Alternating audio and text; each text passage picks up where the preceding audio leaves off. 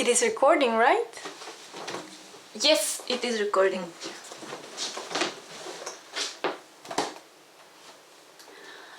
What are we going to do now?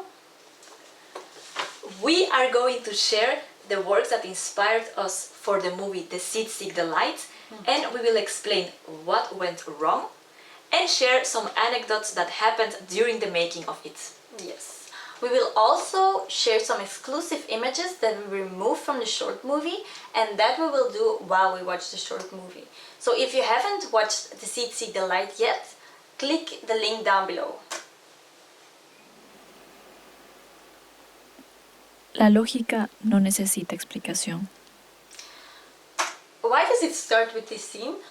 Because I think that with this image, the theme of the film is best told. The cycle of life that repeats itself. How did you feel when I asked you to be the character? I didn't felt anything in the beginning. I just wanted to help you. But then as you told me more about the idea behind the short movie, I think the idea of making videos every single week was born, and that got me really excited, and I started to see it as my own project too.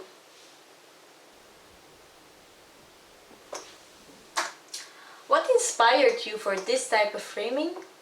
So, a few days before I started writing for this short movie, I saw with our other sister the movie A Ghost Story by David Lowery.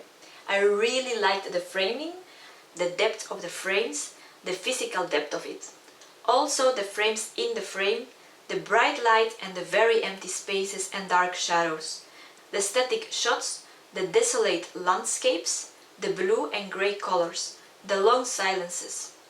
In my opinion, all these seem to perfectly support the theme of the film and the mood that I also aim to achieve. I recommend A Ghost Story. I find the cinematography charming, perhaps more than the story itself. I liked how we arranged the bedroom. It looks pretty empty in a movie compared to how it is every day, right? Yes, we did a good job. Yeah. Do you remember we had to shoot this scene again? Like again? Yes, of course. Do you mean the fact that we had to record every single scene again, except the last one? Yes, it was so disappointing. We had filmed all day, the scenes inside and outside, after an exhausting day and after having done a good job. According to us, I went to see the images on the big screen.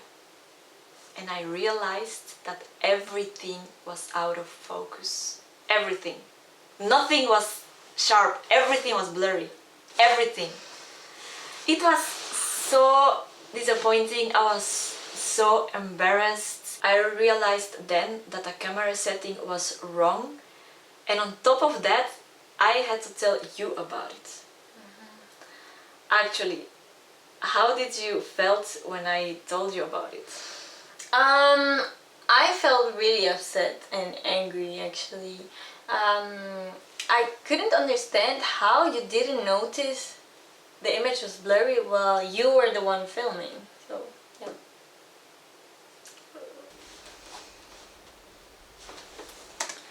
We recorded every sound of the movie after the images were shot. Julis watched the images while she was imitating them to record the sound. How did it feel to do it all over again for the third time? I didn't feel angry anymore because I realized that I wasn't going to lose an arm or something when filming it a third time. This was also the moment that I took responsibility for the project. This is for me a very captivating shot, and I was wondering what is the inspiration behind it. So this scene emerges after watching a video by an English philosopher and writer, Alan Watts, where he talks about the two opposites of life. Life and death, positive and negative, light and darkness. According to him, both are necessary for the creation of life as we know it. This video by Alan Watts was also a great inspiration for the whole short movie. I put the link below so you can watch this video and also be inspired. I am fascinated by this existential theme and the attempt to understand life on a more holistic and poetic level. I recommend that you watch Alan Watts' entire video. And for those of you who don't want to see the whole video, watch the video from minute 8:27 because there you can see very clearly where the inspiration for this shot came from. This is also the first scene with some music notes. Where did you get your inspiration for the soundtrack? While I was writing for this short movie, I listened repeatedly to the song Requiem Aeternam by Mozart. The song itself moves me. It makes me sad, but at the same time it gives me a sense of euphoria. This feeling inspired me for the whole short film. It seemed to me that it fits with the theme. Also, the mystery of the composition of the entire symphony seems interesting to me. This symphony was written by Mozart for a client, Franz von Walsegg, who wanted to honor his deceased wife. While Mozart was writing the symphony, his health deteriorated and he died without finishing the symphony. Only the first part, the Introitus Requiem Aeternam and the Kyrie eleison, are composed by him. The rest of the symphony was composed by an apprentice of him after his death. So Mozart wrote his own Requiem by accident. These kind of coincidences always catch my attention. Can you play some notes for us? Oh my god. Just some notes. Nothing big. Why? Why? Because it's interesting. Interesting? Yeah, it's a nice instrument. It looks so big on you. Wow. Is it? Yes.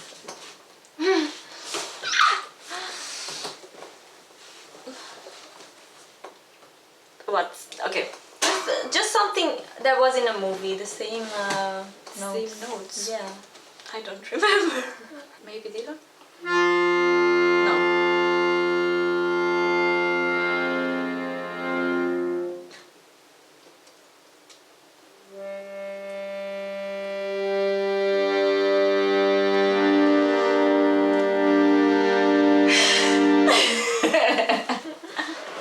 It's nice. Thank you. Thank you a lot.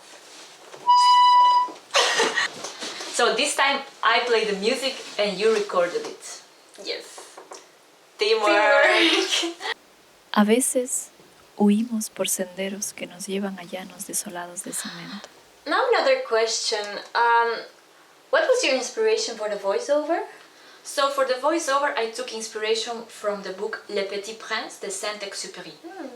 In the story, the narrator crashes alone in the desert because of a malfunction of his plane.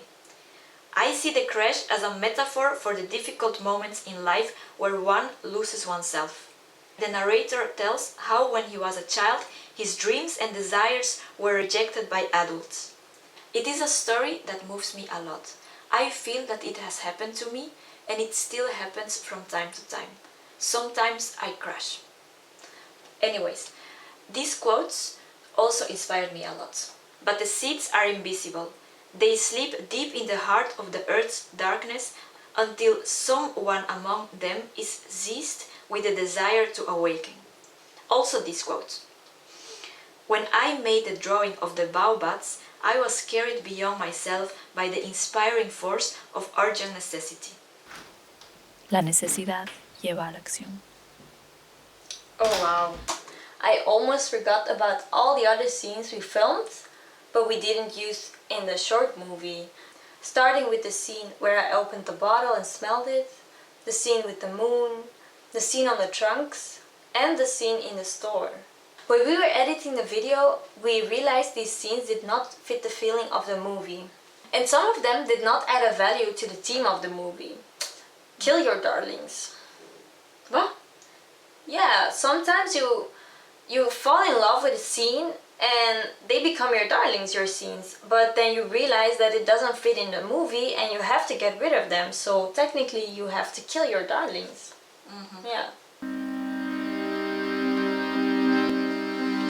Here, for the circular movement and the angle from above, I got inspiration from Enter the Void by Gaspar Noé. Enter the Void is, in my opinion, a masterpiece. I have no words to describe how well it is realized. The film moves me a lot because of the depth on the theme, the cycle of life, with a focus on the possibility of reincarnation.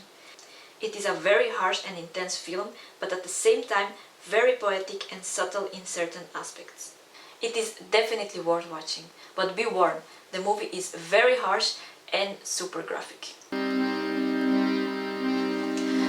Did you get dizzy when we were shooting this scene? Yes, obviously I got dizzy. I think we shot the scene 4 or 5 times or even more. And if you don't know how to pirouette, you fall, you trip, you get dizzy, and you don't turn around your axis.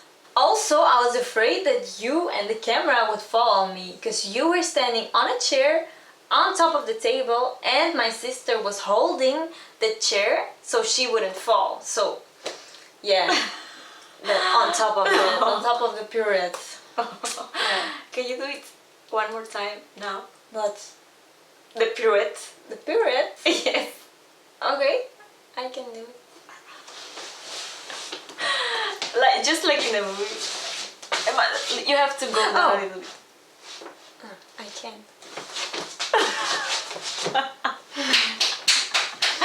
Well, thank you. Thank you for watching. We love sharing our inspirations, anecdotes, and failures with you. Give us a like and subscribe to the channel for more insights and entertainment. Follow us on Instagram at Camila Tola Alvarez and at Juliana Tola to keep up to date with the upcoming videos and for more fun content.